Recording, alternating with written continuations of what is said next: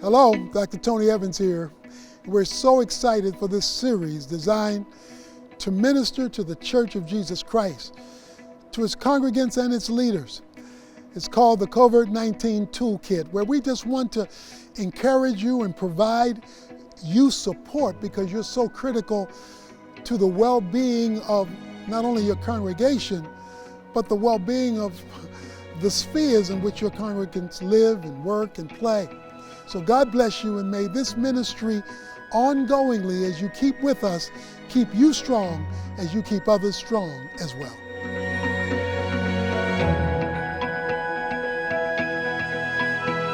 Hello, Kingdom Agenda Pastors. This is Charles Wolford with the Urban Alternative. I am so excited to come to you and provide another tool and another resource for our pastors who are with KAP. I have the joy of having with us Ms. Telisa Brown and Celeste Howell. They are counselors in their own regard. I'm going to allow them to introduce themselves to you and the work that they have been doing, but you're going to be so very blessed by the conversation that we will have today, particularly as it relates to social distancing and what's happening in some of the schools. So I'm going to start with you, Celeste. Would you introduce yourself? Tell us a little bit about what you're doing and in the context of your work, and then I'll have Telisa to do the same.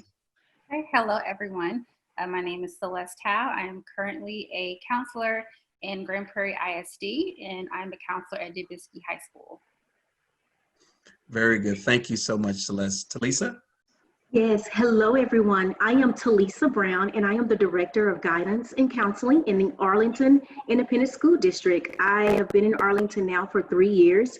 Prior to becoming the director in Arlington, I was a school counselor for 15 plus years in the Dallas Independent School District. So I'm super happy to be here today.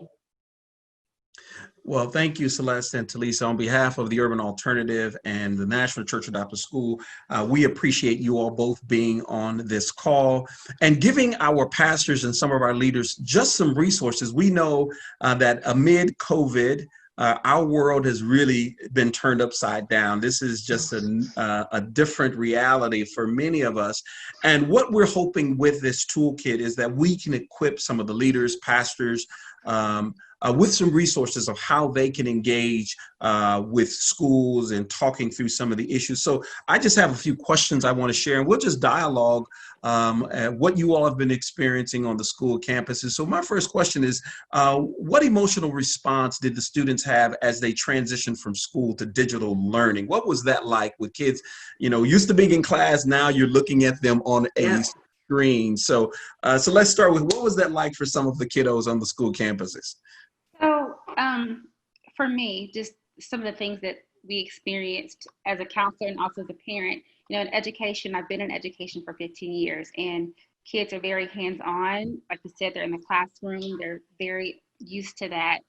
In fact, in education, we encourage that.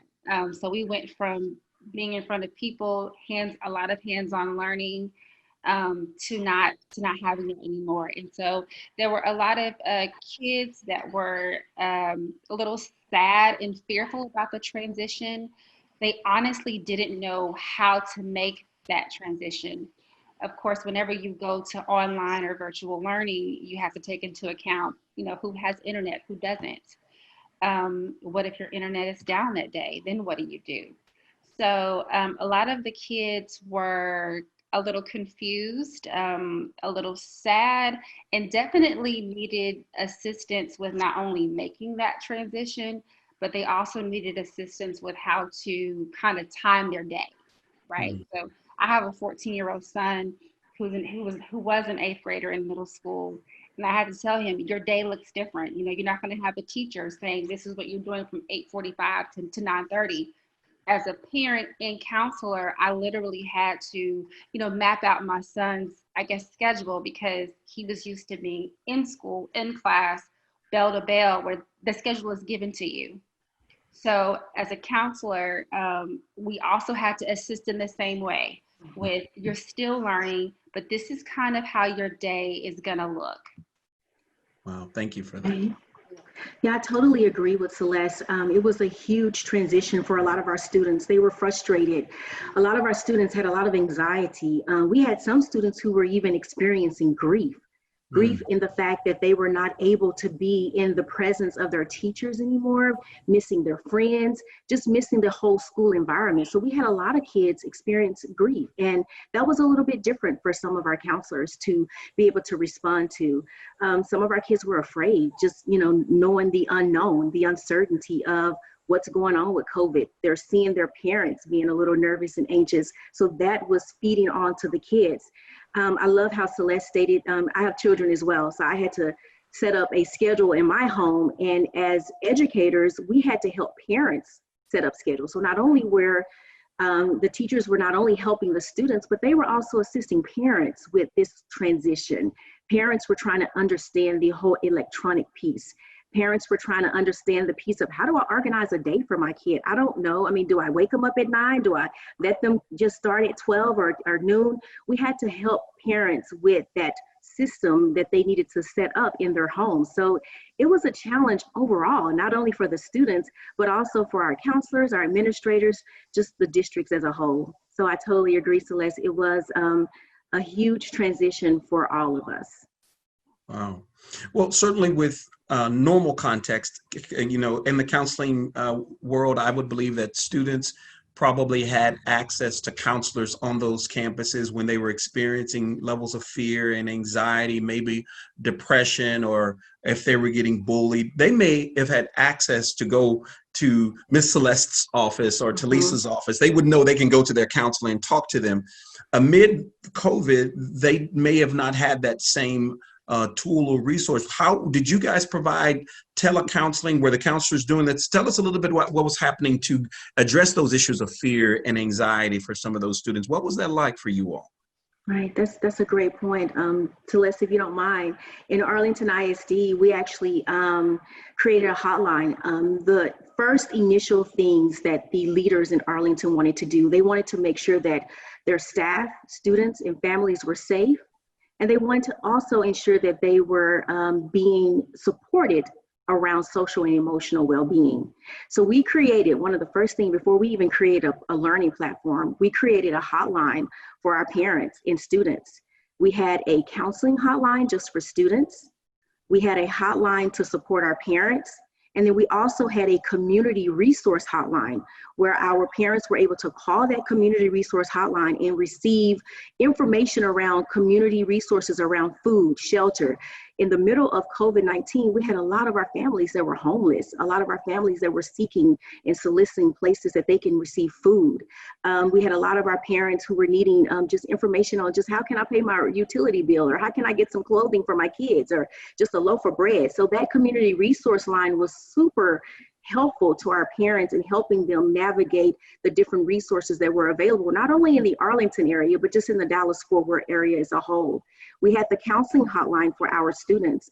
We scheduled school counselors from the district to man that line. And so students were able to call in and receive one-on-one counseling from school counselors, from our school counselors that were actually counseling within the Arlington district.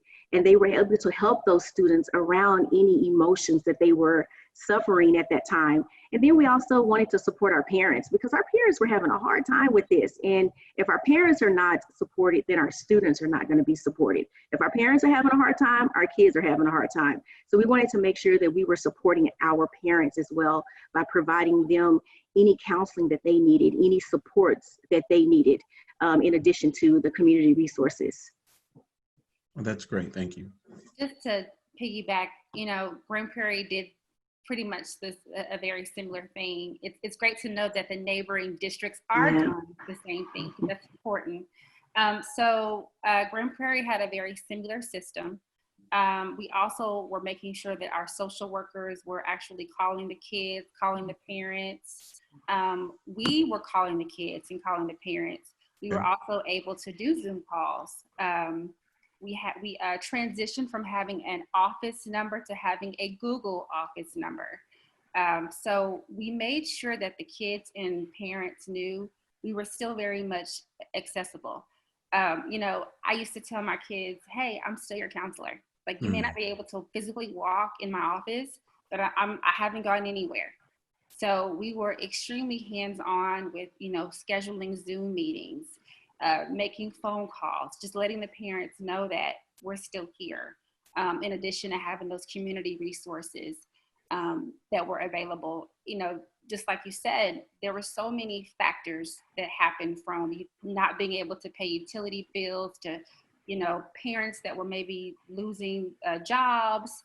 So, as a district, we had to make sure that we had resources to be able to accommodate all of those things. Wow. So being on school campuses in the past, we know that when churches adopt schools, the resources that are oftentimes provided, they not only benefit the youth and the students that are there, they benefit they also, benefit the teachers as well. So what would you say to a pastor and a church leader who's listening to this right now? How can they assist as schools are regrouping, trying to figure out when to come back in August, or do they even come back in August?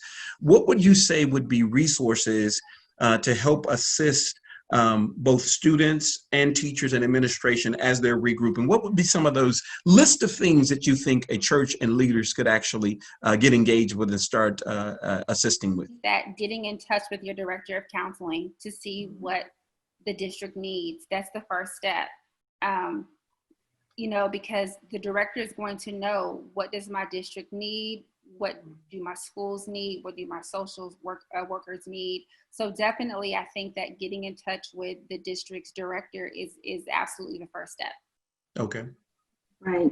I also think just having a platform for members of their church to be able to go and possibly talk to someone, like at Oak Cliff, we have a counseling ministry that's available to our members. And so just having some type of platform where members, students, adults can go and talk to someone about their feelings and their emotions around what's taking place right now.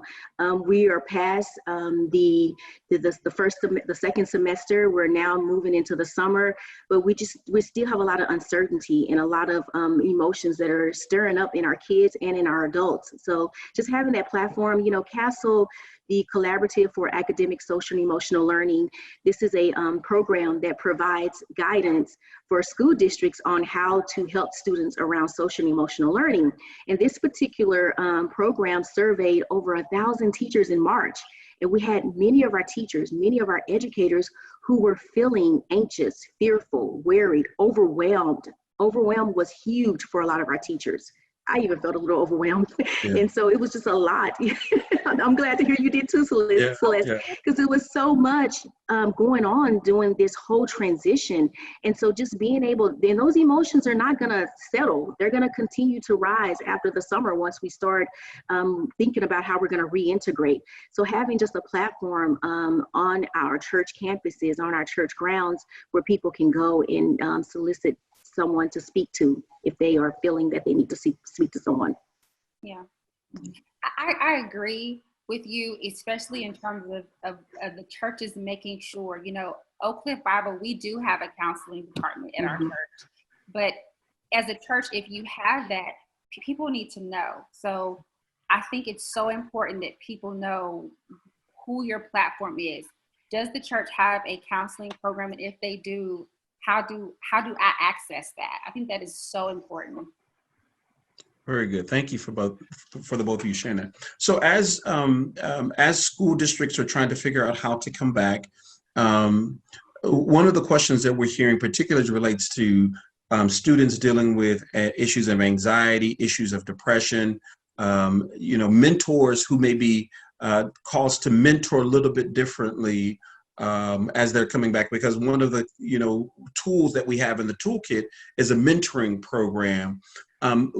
Would you all offer some suggestions of maybe how schools can maybe mentor virtually or start talking and connecting with counselors in this new narrative of not being able to come on campus and do things live? Would you have some suggestions or thoughts of how they could go about doing that? As Celeste stated, just connecting with the school counseling departments of the districts within the where the churches are housed.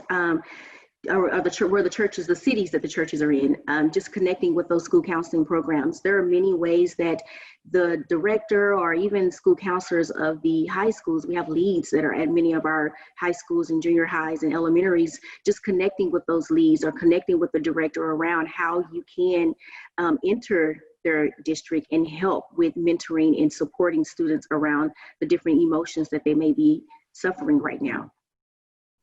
Very good, thank you.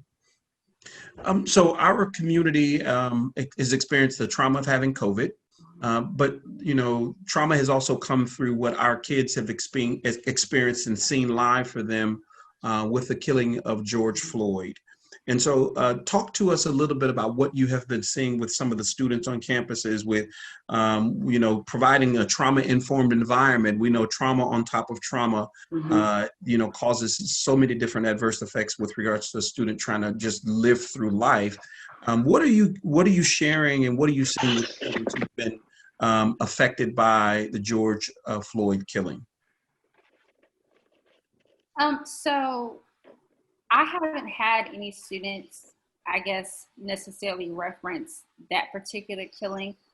I will just say trauma on top of trauma. So we do have students that are reacting just to the things that are going on. Okay. And so, once again, I believe having that accessibility, giving the students resources, even over the summer. Dow Care is a system that we're using that kids can still have access to. A lot of counselors in Prairie are off of contract right now, but we're giving students and parents resources that they can still use to address that trauma. Because like you said, it's trauma on top of trauma on top of trauma. And so I think as a school district, making sure that, even during the summer, the students know where they can go is really, really, I think, important as a school district and of course as a church community as well. Right, just piggybacking on Celeste, many of our school district websites have been very resourceful. Many of the school districts, for example, in Arlington, I know Grand Prairie as well, we have a COVID-19 coronavirus website that strictly talks about things around the coronavirus, the COVID-19, and also because of now our secondary trauma that we're dealing with is the whole racial injustice. Many districts now have added on pieces to their website around that. So I think just as Celeste stated, I totally agree with her, just providing resources and opportunities for students to express their thoughts and concerns around that. I haven't directly spoken with any students around their concerns of what's going on right now, but I have 3 boys. I have a 20-year-old and I also have an 11-year-old and a 9. So just looking at television and seeing the things that they're seeing on television and even just listening to my husband and I have conversations around what's going on, they are traumatized by what's going on. And we live in a 2-parent home, it's pretty stable, I feel, but my boys are affected by what's going on. So just being able to sit down and talk to our kids about the different things that are going on and how they can deal with it and how they can understand it, and even providing, and our church communities can maybe provide help to parents on speaking to their kids, because sometimes parents don't know what to say or how to say it. They're so frustrated and so emotionally tied to what's going on.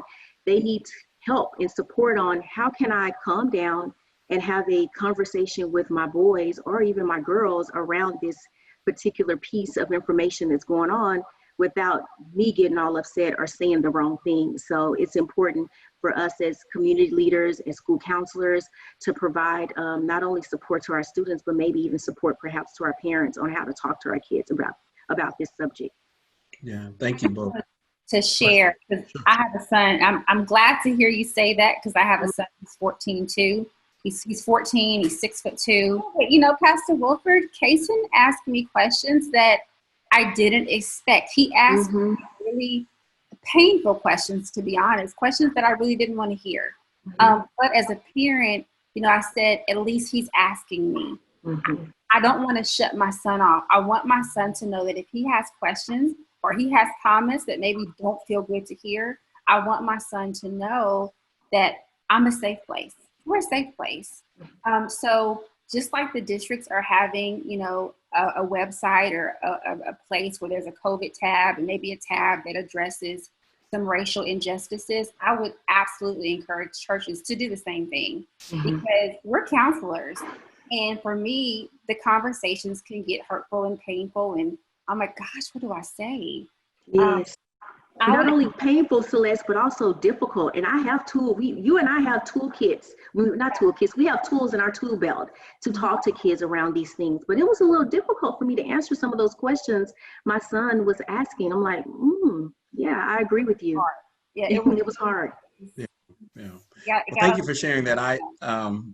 Telisa, I've watched Kason grow up a little bit, and so for him to be my height, him looking him in the face, that's gonna be a little strange when I see him. But tell him I said hello, and thank you both for sharing that. So, just with our last response here, these calls are extremely helpful because pastors they're not counselors for the most part, they're not clinicians, and so they are trying to find ways to help their congregations survive COVID with many of the issues that they're dealing with. But we also want to prepare them, as many of them are getting ready to try to support a school district, counselors and principals when school starts back up. Would both of you just take a minute just to speak to our leaders and to our pastors as a word of encouragement? What would you share with them during this time as they get ready to prepare? They want to try to support school districts as best as they can. What would you share with them as a word of encouragement as they get ready to try to figure out what tools they need in the kit to help support school districts? What would you share with them, both of you, as our closing thoughts? I think it's important that your congregation knows where to find their resources, and don't be afraid to adjust your resources.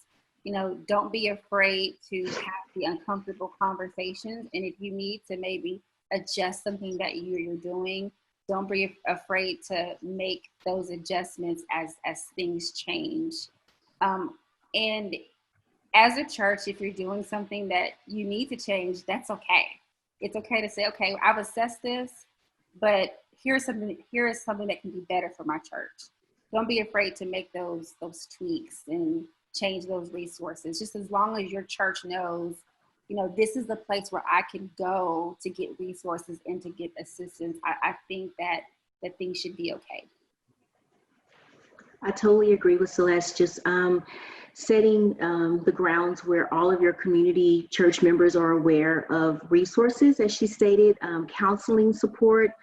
I think it's also good to help in any kind of way that pastors can alleviate anxiety through communication, effective communication with their members, just even through, when you're doing your Bible studies, or even when we're working with our kids in our children's church, just having those effective communications around just anxiety and just what's going on, allowing kids to verbalize how they feel and just being able to address those feelings head on. I think also, Celeste has said everything beautifully about the resources and just having that whole counseling platform and everything, but self-care is really key during this time, because many of us are so uptight and so anxious about what's going on. I think a lot of us have forgotten about ourselves and taking care of ourselves in the midst of all of this. So just modeling self-care, allowing opportunities within the week or on a Sunday, or just integrating self-care within their church practices, I think will be very beneficial and helpful to our members and to our students and kids and families. Well, thank you both. We have been joined by Celeste Howell, high school counselor at Grand Prairie Independent School District, and Telisa Brown, who is the Director of Counseling for the Arlington Independent School District. We are so grateful for you all coming online and sharing with our pastors some tools that we hope will help prepare them with their congregations as school gets ready to get started back up. We will be praying for the both of you as school gets ready to get started. We know that your loads are very heavy, and as you prepare to prepare your counselors and teachers to cope with this COVID, we will be lifting you all up in prayer as well. Thank you all so much for coming on.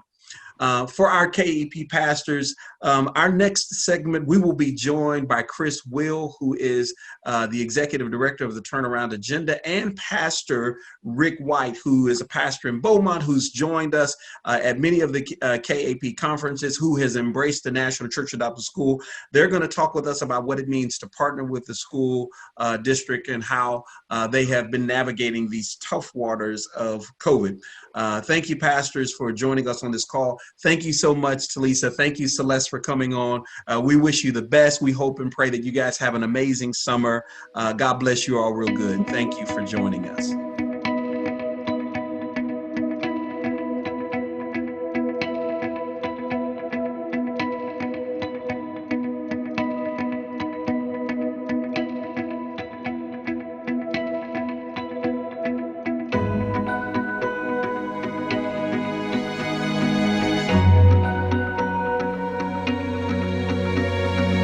Welcome, Kingdom Agenda Pastors. This is Pastor Charles Wolford with the Urban Alternative and the National Church Adopted School.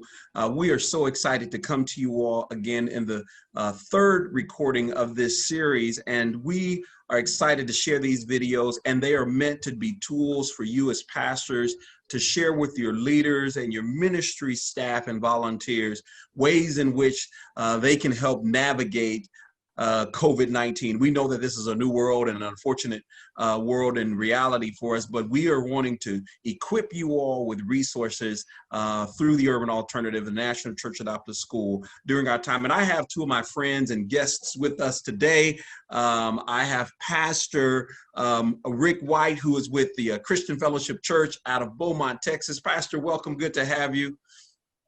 Thank you. It's a pleasure to be on with you today. Well, it's so good to have you, and I'll have you to share a little bit about yourself. And also we have Chris Will, Pastor Chris Will with the Turnaround Agenda from Oak Cliff Bible Fellowship Church. Chris, how are you, sir? Doing well. Thank you for having me today. Well, we're so excited that you all have joined us during this segment. And again, this segment, we wanted to bring in, our resident experts, as it would be, and the work that you all are doing with the National Church Adopted School and the Public Schools Outreach Ministry. We have been to Pastor White's church several times in Beaumont, and he is a superstar in our mind, particularly as it relates to seeing a church who have embraced the model and are doing an amazing job. So Pastor White, introduce yourself and your church and your ministry there, if you don't mind, and then we're going to share a couple of questions and comments, but then also we'll have Pastor Will to introduce himself as well. So just introduce yourself to our audience, if you don't mind. Well, it's an honor to be a part of this broadcast today. Christian Fellowship, we've been a part of Adopted School for over 6 years now, and we have found it to be so very beneficial, not just for our church, but for our community. And it's just an honor to be a part of what Pastor Wolford has been so actively engaged in for so long. They have been here to Beaumont 4 different times, and they have taught everybody from our church to 1 year. The school district had every school counselor required to come to the adopted school training. So that's how wonderful this program has been to our school district. Well, thank you for all the work that you're doing. And again, we are so excited that you're on the call. Pastor Chris Will, introduce yourself if you would mind, sir. Yes, sir. Well, my name is Chris Will, and I am the Executive Director of the Turnaround Agenda, and I'm over the Outreach Ministry at Oak Cliff Bible Fellowship Church. We basically have been working with the Adopted School Initiative as a church for many, many years. This is where it actually was birthed out of. And one of the opportunities that I've had is to work with our public school outreach team. We've adopted over 3 different school districts, and what that has allowed us to do, that's about 30 to 40 some schools, it's given us the opportunity to work with many superintendents, many counselors, teachers, as well as the actual kids in the schools, and being able to provide them with opportunities to have mentors, to have public school assembly. So we feel like we've had a lot of opportunities to learn and to grow, and especially in this season that we're currently going through, this has been a challenge for us, but it's been a great challenge because it gives us a chance to develop our program even more so. Well, thank you. We'll get a chance to we know that you're a celebrity now, Chris. We've been seeing you on social media and all the great work that you all are doing with other partners. So thank you for your work in community and all the things that you all are doing. So let's just jump in amid COVID. We know COVID has really turned the world upside down and some of the realities that we used to be accustomed to. But let's talk specifically how, Pastor White, you have seen with schools closing down across the country. How did your congregation and your membership and volunteers respond to students who were sent home and with graduation? What did that look like with you all with COVID coming on board and changing our world? How has that been for you all? Well, the first thing that we did was really just follow the direction of the school district and the schools and the campuses that we were on.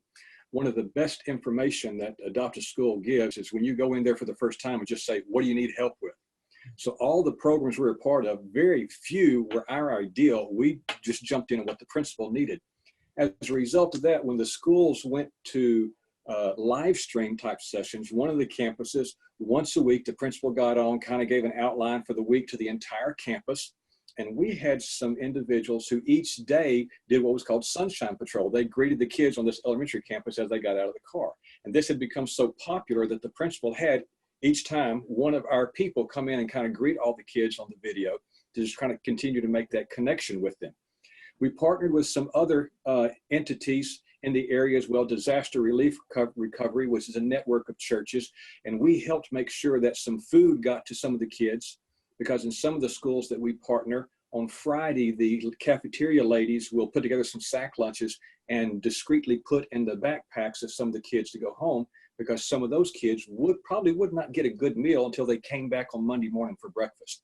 So we partnered with this group to make sure that the food was getting out. And some of the school campuses opened up their cafeteria on Monday, Wednesday, and Friday, and we were there to kind of assist with some of those activities. Man, that's amazing. I hope some of the churches are hearing what Sunshine Patrol. I like that name. That's creative. Chris, let's talk. You're working in 3 different school districts. So what was that turn for you all with COVID and having to manage 3 different districts? Give us a little insight of how that was for the turnaround agenda. Well, it was definitely very hectic at first. You went from having access to the campuses, being on there, interacting with students as well as the administration, to all of a sudden now having very limited contact. The schools were trying to figure out things. They were trying to make sense of what they were going to do with their contingency plans. So in a lot of ways, we had to get out of the way. We had to try to give them the opportunity to figure out what it is that they were needing to do. And then being able to figure out how do we fill in the gaps that were, presenting themselves. And what we understood very quickly is that part of us serving the schools well was not necessarily the mentoring in which we were accustomed to, but it was providing food relief for the families that found themselves now in need of food. And so we ended up starting a major partnership with the North Texas Food Bank to be able to provide food distribution to the community.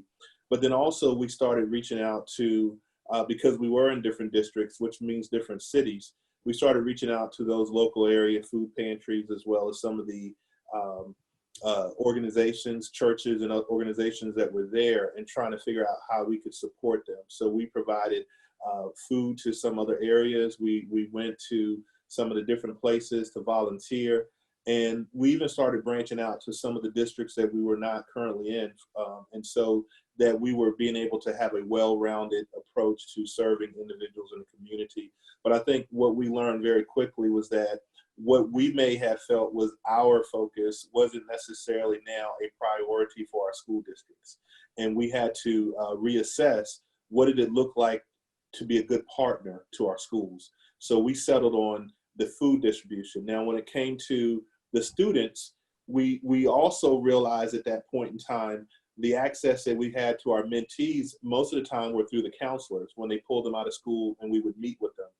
But we did have this other group of kids, our high school heroes, in which we already had an established relationship with them coming to our campus and us engaging with them after school hours. So what that allowed us to do was to continue to serve that group very well.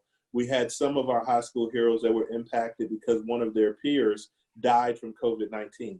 So we were able to meet with them, pray with the families, encourage them, provide support, and then also continue ongoing mentorship with that group of high school heroes on our campus, which is basically juniors and seniors that are leaders.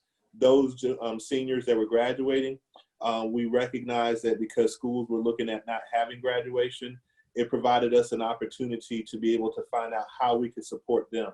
So we're doing a celebration for them. We provided graduation cords. So there was just a variety of things that we recognized we could still do, but with a very targeted audience, and then also a very different way of serving the school at large. Good, thank you for that. So let's talk through technology. How have you used technology amid COVID? So I'm hearing kind of backing off a little bit to hear what the school's asking and telling you what their needs are. With mentoring, have you all used technology as a resource to mentor or to engage amid social distancing? Pastor White, anything that you all have done in that space of technology at all? Not specifically with the mentoring program. There are several different programs in the school district that we're involved with. And the one that is actually a mentoring program is called REACH, Real Empowerment and Caring Hearts. And that, again, that is not anything we invented. We came to the district came to us and said, can you guys help us with this? The director of social work for the district came to us. Okay. And so we're following their guidelines. And their guidelines for this mentoring program is we meet with the students only on campus during the school day. We don't exchange phone numbers or emails or anything of that nature. So once the school shut down, we were pretty much on hold and the brakes were put on. The only contact we were able to have through technology is, like I mentioned earlier, when the school itself, that campus, did something live stream, they would contact us and say, hey, you want to be on here? Because I think the kids would like to see you. They'd like to hear from some of you guys. So we would be a part of that. But as far as being able to continue the mentoring program as we had before that, the brakes were really put on for us. Wow. How about you guys, Chris? Anything with turnaround agenda with technology that you guys introduced? Yeah, we actually had 3 ways that we were able to use technology. One of them is using Zoom that we're doing right now. The way that looked is we had a couple of students that were in our parenting class for fathers. And so we continue to do a virtual fatherhood class, not just for those particular students, but for the other gentlemen that were also in the class. And we were able to continue our meetings using Zoom, which was very interesting because you have different dynamics when you're using technology. Everybody does not have the same setup.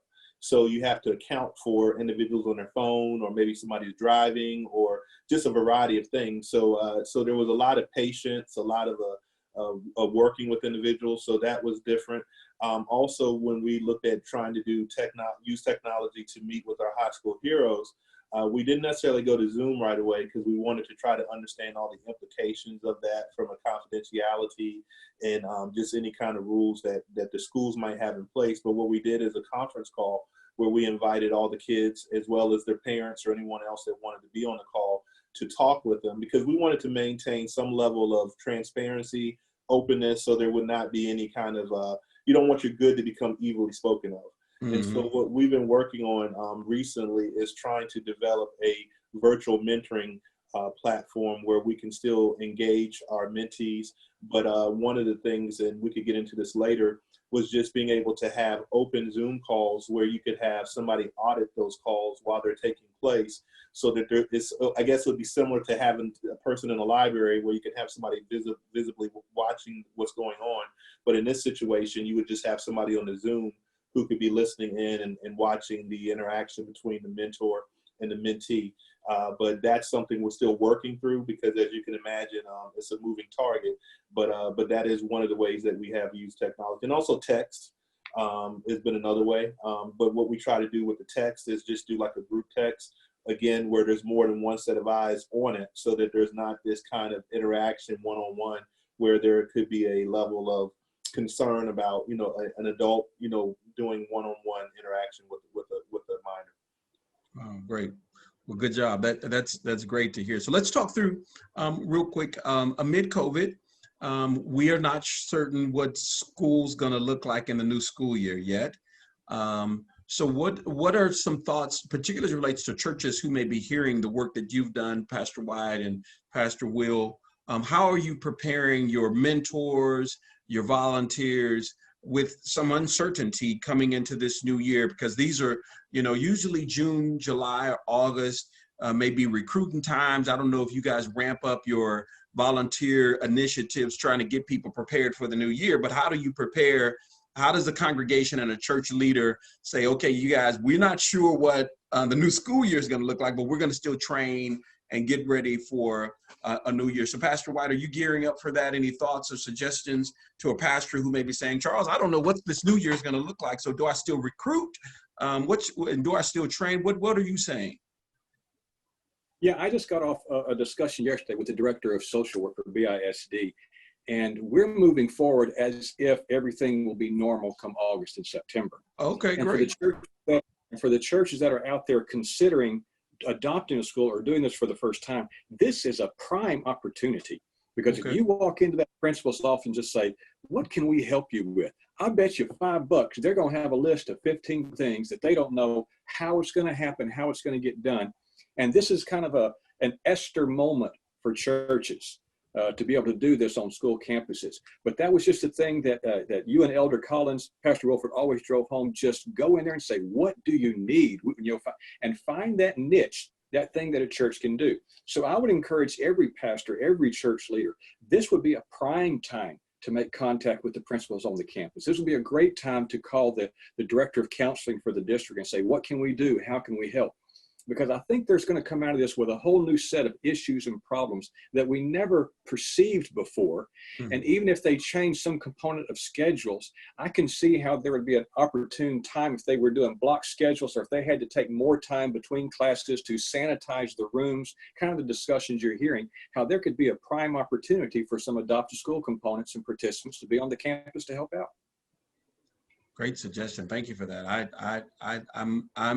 I'm convinced that, as you've said, these are moments that God has given to us, and to be creative and offer these opportunities. What about you, Pastor Will? Any thoughts that you would have for a pastor, and some suggestions that the things that you may be doing in preparation for this new school year? Well, because we are actually in a couple different districts, or 3 different districts, one of the things we had to look at was what was each district doing as far as their contingency plan for the new school year, and each one had a different nuance of how they're approaching, this upcoming school year. I think the consensus that we've seen is that there's going to be a hybrid model. Will there be part-time on the campuses and part-time at home? With that being said, we had to ask the question, how much.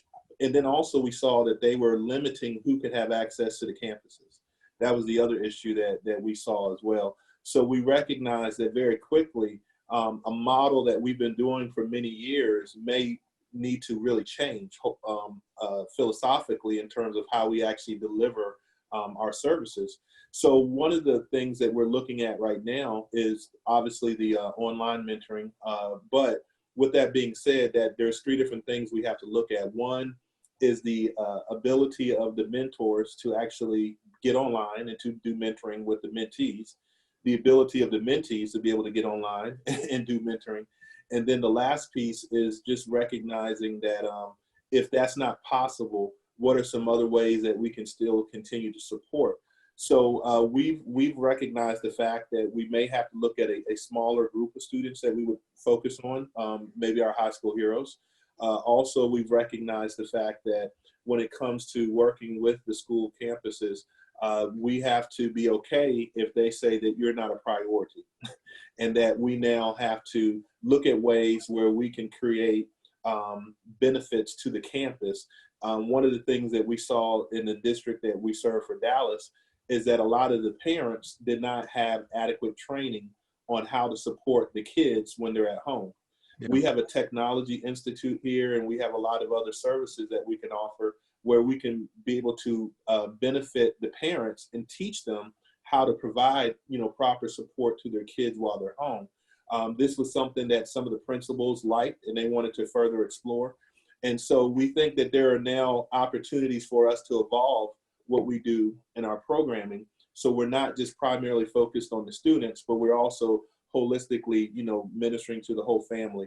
in ways that are needed. But lastly, as far as with the actual kids themselves, we are looking at ways to be able to have an on-campus model where if parents are open to their kids coming to get some level of mentoring, and we'll have to figure out social distancing and how all that works, but being able to provide that as an option as well, because there's some parents that still want their kids to be mentored. It's just a matter of making sure that we can do it in a safe and a reasonable way. Well, thank you both. You know, one thing that we're all getting used to is this Zoom world. And so maybe doing Zoom mentoring sessions may be our new reality for some pastors. So that's a nugget that some of our pastors may learn. And then just social media is a huge platform for us to be able to engage with some of our churches and some of our families. I want one of the several sessions that Dr. Evans and I and some of the other pastors have been doing around mental health issues. So for both of you, as it relates to the work on school district campuses, Pastor White, you said you've worked with some of the counselors. We have seen, unfortunately, an increase in the number of abuse cases. Excuse me. What have you all seen as it relates to students reaching out or outcries to mentors, if anything, with regards to COVID, because all of the stress and attention? Anything that you all have seen or heard? Yeah, I'll address that. Let me back up for just a second, because Reverend Chris made up a great point. One of the things we did early on through live stream is some panel discussions. And we had one panel discussion with school teachers and seasoned homeschool parents to help mom and dad. All right, this is what's going on. This is what you need to do. This is what a homeschool day looks like. So we did several of those to try to connect with professionals in their field to help mom and dad through that. And we did some with the mental health as well. We had some school counselors come on, some LPCs, to walk through what are some of the components, because at any age group, isolation itself brings a whole nother set of problems. Yeah. We were solving one by stopping the spread of the virus, but it creates 2 or 3 other things down the line. And we found that there was just not an outcry that we received from that, be it adults or the children in the schools at any campus level, elementary, middle school, or high school, but there was just a lot of frustration, just learning how to handle that, how to deal with that, how to identify what you're going through and what the causes of it are. And so we made ourselves available to live stream those things with some LPCs, licensed professional counselors in the area, and some of the school counselors. And that was able to reach out, and they made contact with some of the schools and getting through on their Facebook streams and sharing it and getting there. But great. As far as having this amazing flow of people coming in to help us with this, we really didn't see that. We did our best to try to be proactive and get ahead of it. Okay. But there's no doubt that there was a good bit of struggle and wrestling with some of the emotional issues and the mental health issues with it. Yeah. It's a tough world. How about you guys, Chris, with anything with the mental health and outcries? Yeah, we actually had teachers that reached out to us. We had students that reached out to us, and through our high school heroes. And what we were able to do is a lot of times it was families that were going through some type of crisis, whether it was a food crisis, financial crisis, or even some of the kids experiencing the loss of we had actually 2 different students that were former mentees that actually passed away. One was in a tragic accident in California. They had just recently moved to California. And then there was another one from COVID-19. So we did a lot of just working with the families, working with the kids to pray for them, to encourage them, continuing ongoing opportunities, connecting them to our counseling ministry if they wanted that as an opportunity to utilize. With the teachers, we got a video that Dr. Evans put together, encouraging our teachers and administrators that we were able to send out to the districts, just speaking into their lives. We're creating a celebration for our teachers right now, just to be able to let them know just the hard work that they've done has not gone unnoticed. One of the other things that we were able to do specifically as it pertains to helping families out is we had several families that were going through, COVID-19 happened, but that didn't mean that people's personal issues weren't still there. And so what we tried to do was to create a network of different resources that they could tap into for different things. So we had a lot of relationships around the Metroplex. So we put together a list of things and started making that available to those that needed that. Although we may not have been able to provide all of those resources ourselves, we felt that one of the ways that we could support them is by creating a kind of comprehensive list to take away some of the legwork for them, that they could be able to find, some resources that they could access. And so that's been an ongoing kind of opportunity for us. Well, thank you. So we had the unexpected trauma of COVID to hit our world. And then you compound some of the other issues that our children and our families are faced with. So you have COVID being one, and then we have George Floyd, Ahmaud Arbery, and then Breonna Taylor, which has, in a real sense, awakened the world to the issues of racism and police brutality in our communities. And what types of messaging now would you say mentors and churches can share with the school districts as elements of support? Because as we study trauma-informed care, we know our young people are having trauma upon trauma. And at school, we're seeing more kids on the streets doing protest events. And so what would you say, Pastor White, as a way to communicate to volunteers and to the mentors, to the kids? What messages can they share as ways to support young people that have experienced some levels of trauma and the things that their eyes have seen? So what would you say to that? If we go back to the roots of when Christian Fellowship connected with Adopt a School, it was because the Beaumont School District was in some very difficult days. As a matter of fact, TEA came in and took over our district about 6 years ago. And that's really kind of what got me motivated to go on the school campuses. And what happened with our school district very much divided our city along racial lines, African-American white lines, pretty much. And we were sitting around a table, there were about 4 pastors one morning, and we just said, we have to do something. We just can't sit here and gripe about school board or gripe about this. We got to do something. So we began going into the schools, and we went to the interim superintendent at that point in time and said, just give us the 2 lowest performing elementary schools, and we'll just go in and read to the kids and listen to them read, those who are behind read level. And we specifically, intentionally said, what we're going to do is we're going to partner up. We're going to go in with a white pastor and a black pastor. The first thing we're going to do is let the children see that a white man and a black man can walk together in the hallway and talk to each other, not at each other. And we felt like that was vitally important. That grew into another program on the high school level that the district called Key Communicators. The counselor would pull out about 20 to 25 kids, and we would go talk to the kids on issues just like this. And one of my best buds here in Beaumont, Pastor Irving Barrett, who is the pastor of Sunlight Missionary Baptist Church, he and I would go together. And we just made this, I hate to say it was good for optics, but it was the point that he and I, a white guy and a black guy, could come together, reason together, function together, live together, that this was not impossible. So it took some very intentional steps, and we had to walk pretty tightly, especially back then. It wasn't the issues. I mean, whoever thought we would be dealing with issues like this on top of each other. This was just a discussion about school board back then. So even now, I think it's even more intentional and more necessary that we present to every child in that classroom, Black, white, Hispanic, Asian, all of our school districts have this diversity to them, that there are adults who can function together. And I think this is a point in time, if I may go on for just another second. The issue of systemic racism today, if you want it to be solved, don't go to the police department, go to the church.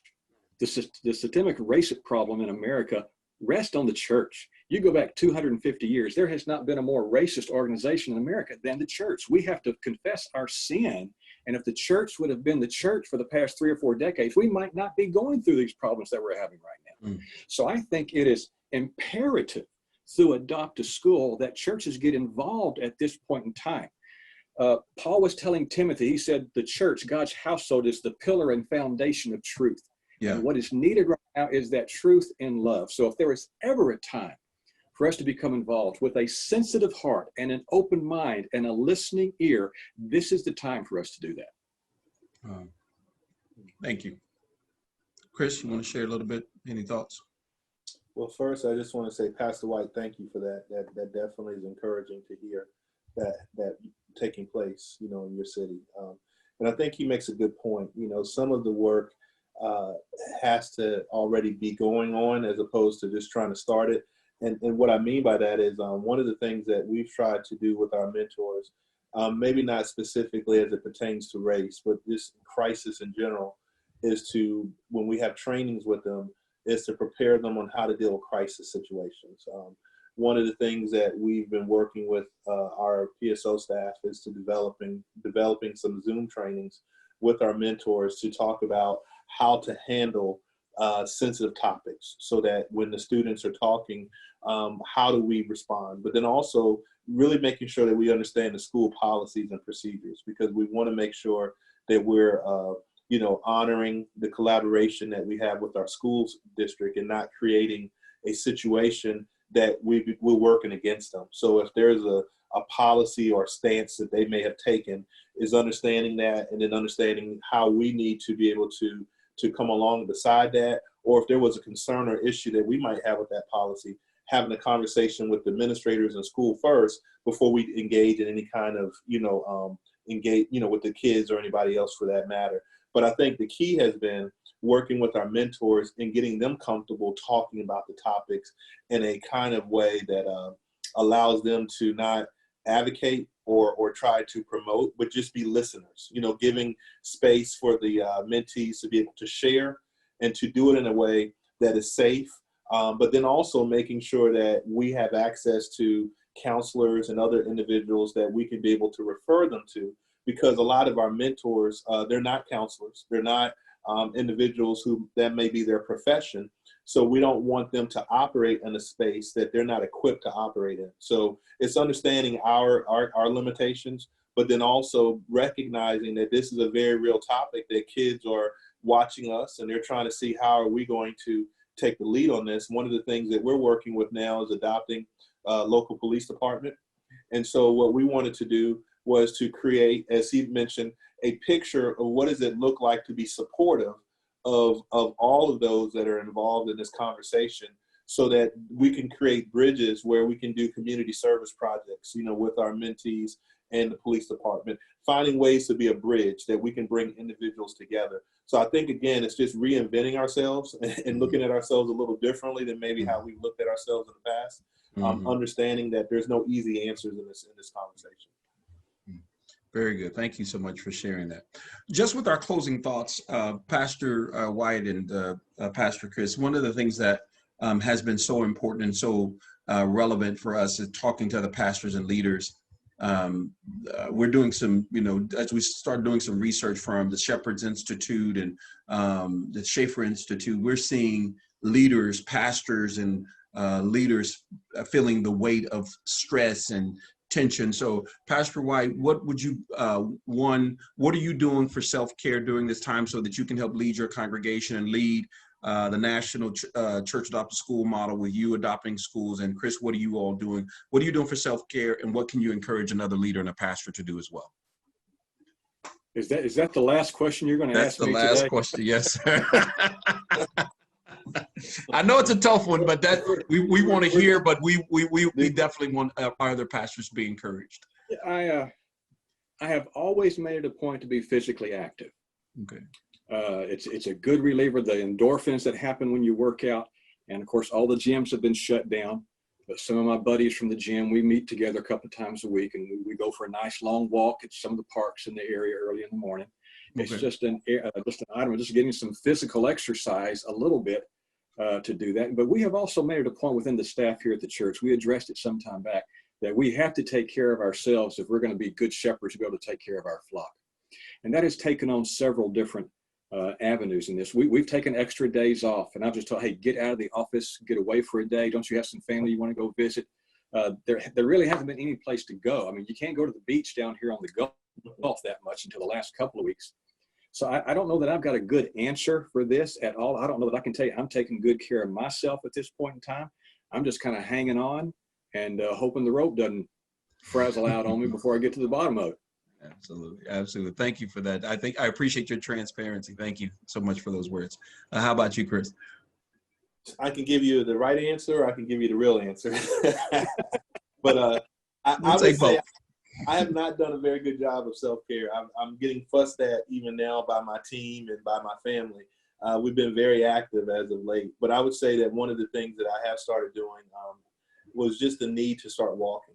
And so my wife is a runner, and so she was very excited for me to be able to get out there with her. I walk, she runs, and but two other things that may not sound very spiritual is just sleeping. Just trying to get to bed at an earlier time, trying to make sure that I'm not watching TV or doing other things when I go to bed. But the other thing too is just, and this may sound bad, but more prayer. Just really spending time with God more in devotion and prayer. I'm reading through the Bible again this year, and just really taking time to meditate on the Word, not just read it to say that I finished that assignment for today, but just seeking God's counsel. And I think in this season when you in some ways it's lessen the distractions because you can't get out as much. You can't do all the things that you would normally do, but it's forced us to really say, Lord, I don't have all the answers. So when I'm meeting with my team and doing some of what we're doing today, and we're discussing how do we move forward, there's a temptation to try to come up with all these game plans, but in this particular season when so many things change so quickly, you really just have to say, Lord, not my will but your will be done, and what do you want to have happen right now, and take the ego out of it because you want to feel like because you have a program that you have to protect it and maintain the integrity of it, but one of the things I think we're all learning right now in this season, we don't have control over what happens outside of us, and so we have to trust that God has a plan in all of this, and we just have to adjust to it. Well, thank you both. Just by way of encouraging you both, I so appreciate each of you coming on the call. I know that this is going to be inspiring to our KAP pastors, but let me just whisper a word of prayer for you both because I appreciate the work that you all are doing. You all are on the front lines. I want to remind you of a passage of scripture, Psalm 142. David was in a cave and was struggling. Verse number 4 says that he felt as if no one cared for his soul. And that's a tough place to be as a leader. Some of those circumstances that he was facing, when you pick up that text, you can do a dotted line to 1 Samuel 22. And in that passage, we know that David was fleeing from King Saul for his life. But what's interesting is he felt alone, although people from the community was coming and protesting King Saul as well. There was 400 people around him, but he still felt alone. So one of the realities, we sometimes can feel alone even when we're in a crowd of people. As pastors, what we're hearing from pastors is pastors are feeling overwhelmed, feeling alone, and even depressed. In Psalm 142, David felt all of those things. Verse number 4, he said he felt overwhelmed, that he felt his soul was being troubled. Verse number 6 felt very low. He felt a sense of depression in that. But we celebrate in that psalm where we look at verse number 1, he said he cried out. So a solution for us is don't suffer in silence. And encourage your people, don't suffer in silence. Cry out to God and let God hear your heart. Of what you're feeling. God, his ears are wide enough or sensitive enough where he will hear our cry and he will pay attention to us. So crying out is one. But then in verse number 3, he acknowledged that although there were times where he felt alone, he acknowledged that God's presence meant something to him. So getting back into the presence of God. Thank you, Chris, for saying getting into that meditation, and you, Pastor White, getting into that meditation point. But I like verse number 7 where he says he wants to get to the point where he exalts, where he praises God for all the goodness that he is doing. So I praise God for each and every one of you brothers. I love you with the love of Christ. I so much appreciate all that you're doing. On behalf of Dr. Tony Evans, the Urban Alternative, and the National Church Adopted School, we so appreciate the work that the both of you all are doing. I want to encourage our KEP pastors to take full advantage of the resources through the Tony Evans Training Institute. Access those resources. I hope and pray that this video and this conversation has been as beneficial to you all as it has been to me. I'm encouraged by your work, Pastor White. Please tell your congregation, your members, we so appreciate you all embracing the National Church Adopted School. We'll be praying for the Beaumont School District and y'all return for this school year Thank you, and God bless you, brother.